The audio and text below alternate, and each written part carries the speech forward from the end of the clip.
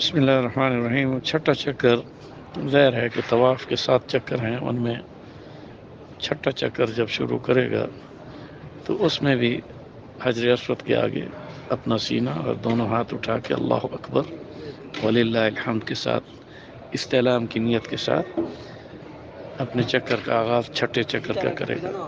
اب ظاہر ہے کہ چھٹے چکر میں اب گنتی سے بچنے کے لیے ذہن میں ایک بات ہے کہ میں نے پہلا چکر اللہ کی حمد و ثنا کے ساتھ کلمہ تمجید کے ساتھ کیا، دوسرا چکر میں نے رسول کریم صلی اللہ علیہ وسلم پر درود و سلام اور افضل درود ابراہیمی کے ساتھ کیا، تیسرا چکر میں نے جو گناہ کیے اس کی توبہ استغفار میں استغفار پڑھتے ہوئے کیا، چوتھا چکر حج کا افضل کلمہ عرفات کا لا الہ الا اللہ وحدہ لا شریک لہ لہ الملک وله الحمد وهو على كل شيء قدیر کلمہ توحید کے ساتھ کیا، پانچواں چکر قرآن پاک کا جو اللہ تعالیٰ نے جس مقام بخشا سورۃ فاتحہ کو، میں نے اس سورۃ فاتحہ کے ساتھ جو کہ قرآن میں قرآن عظیم جس کو قرار دیا گیا ہے تو اس کے ساتھ کیا، جس سے مجھے جسمانی بیماریوں سے اللہ شفا دے اور اس کا فیض نصیب فرمائے۔ تو اب چھٹے چکر میں یہ نیت کرے کہ میرے اوپر اگر کسی نے جادو کیا ہے یا نظر بد ہے یا اس کے علاوہ مخلوق کا شر ہے یا اور میں مصیبتوں اور پریشانیوں میں مبتلا ہوں، تو اے اللہ میں اب وہ آیات پڑھتا ہوں کہ جو تیرے پیارے نبی صلی اللہ علیہ وسلم نے جادو اور نظر بد اور دیگر جتنے بھی شر ہیں ان سے اللہ تیری پناہ لیتے ہوئے جن جن اذکار میں خیر و برکتیں رکھی ہیں، اے اللہ میں چھٹے چکر میں ان سے آغاز کر رہا ہوں۔ تو چھٹے چکر کے آغاز میں آیت الکرسی پڑھ لیں۔ آیت الکرسی اب ظاہر ہے کہ کتنی فضیلت رکھتی ہے کہ اگر اذان اور اقامت یا نماز کے بعد اس کو پڑھ لیا جائے تو جنت میں محل قائم ہوتا ہے، اور ایسے شخص کے بارے میں آپ صلی اللہ علیہ وسلم نے ارشاد فرمایا تو اس پر جنت واجب ہو جاتی ہے۔ تو طواف میں آیت الکرسی قرآن پاک کی سب سے افضل ترین آیت ہے، جیسے سورۃ فاتحہ افضل ترین سورت ہے تو یہ آیت میں سب سے افضل ترین آیت ہے، ایک ہی آیت ہے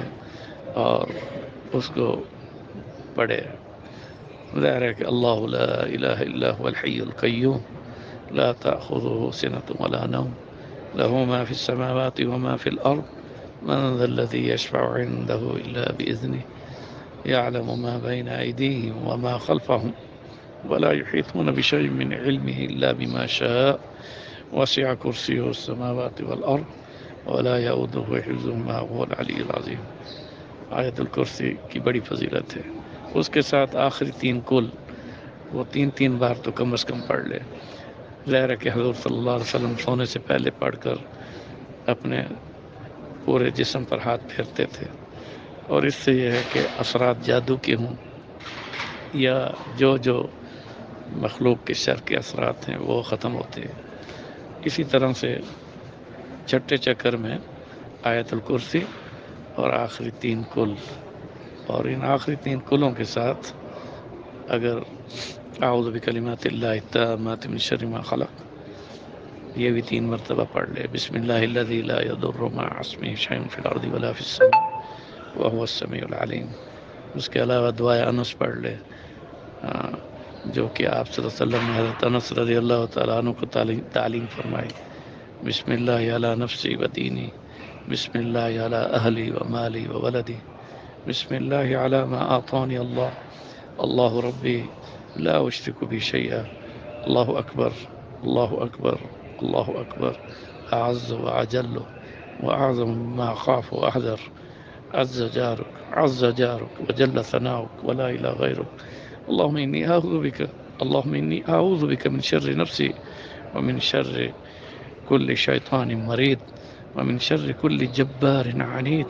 فإن تولوا فقل حسبي الله لا إله إلا هو عليه توكلت وهو رب العرش العظيم إن ولي الله الذي نزل الكتاب